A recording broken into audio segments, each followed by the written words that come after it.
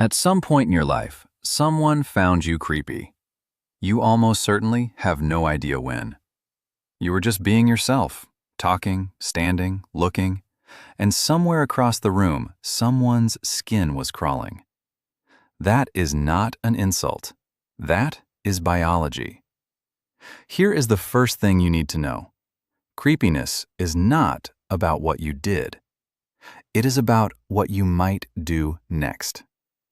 In 2016, researchers Francis McAndrew and Sarah Kenke at Knox College published the first empirical study on the psychology of creepiness. They surveyed over 1,300 people and found something surprising. People do not describe creepy as dangerous. They describe it as ambiguous. Something that might be dangerous, something the brain cannot classify and cannot ignore. Your nervous system has spent hundreds of thousands of years evolving to detect threats. It is extraordinarily fast. But the signal it sends, that cold, prickling, something is wrong feeling, is not a verdict.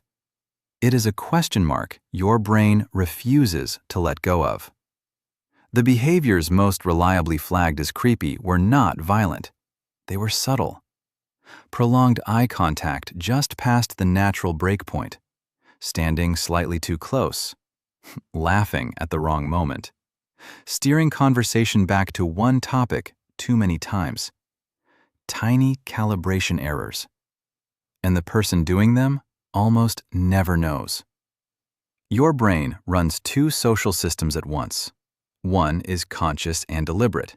The other is automatic, handling thousands of micro-decisions about eye contact, distance, timing, and tone without your input. For most people, it runs smoothly, but calibration is not universal. It depends on the environment you grew up in, your community's norms, the feedback you received growing up. And that feedback loop is often broken. When someone finds you unsettling, they almost never tell you. Research by Leanne Ten Brink at the University of British Columbia shows that when people feel creeped out, they withdraw, they go quiet, they angle away. They tell someone else later, but not you. Which means your automatic system never gets the correction it needs. It keeps running the same miscalibrated software, and you keep getting the same invisible social result. People drifting away without ever explaining why. Thomas Gilovich and Kenneth Savitsky at Cornell documented the spotlight effect, the tendency to overestimate how much others notice you. But creepiness runs the opposite direction. The people who consistently make others uncomfortable are not overestimating their visibility. They are drastically underestimating the signals they are sending. You cannot see your own face in real time. You cannot hear your voice the way someone 3 feet away hears it. You are always operating from inside your own experience, which is an incomplete picture of what you are actually transmitting. The other person's amygdala fires before any conscious thought forms. The body responds before the mind has a word for what it's feeling. And because the signal is ambiguous, not clearly dangerous, just wrong in ways that are hard to name, the brain keeps you uncomfortable until it gets a verdict. That verdict rarely comes. So the discomfort compounds. A file gets built. And files like that are very hard to close. Nalini Ambady at Tufts University showed that people form durable impressions from exposures as short as 2 seconds.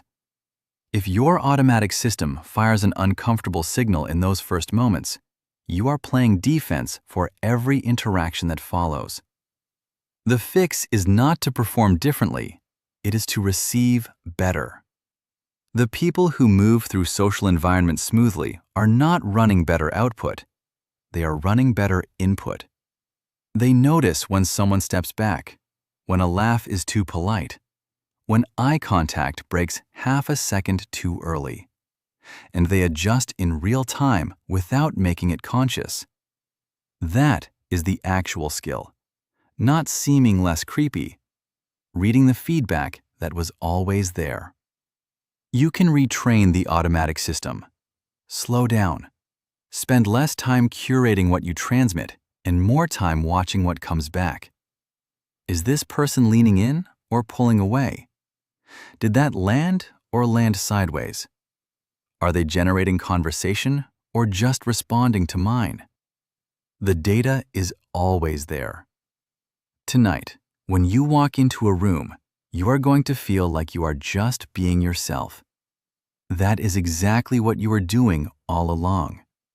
The only difference now is that you know what else is happening at the same time.